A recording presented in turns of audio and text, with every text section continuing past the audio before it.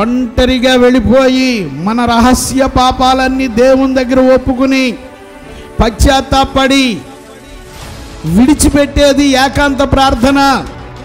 ఎంతమంది ఏకాంత ప్రార్థన చేసుకుంటున్నారు? ఎంతమంది మారు మనసు కొరకు ప్రార్థన చేసుకుంటున్నారు? ఎంతమంది పాపాల కొరకు పశ్చాత్తాపడుతున్నారు?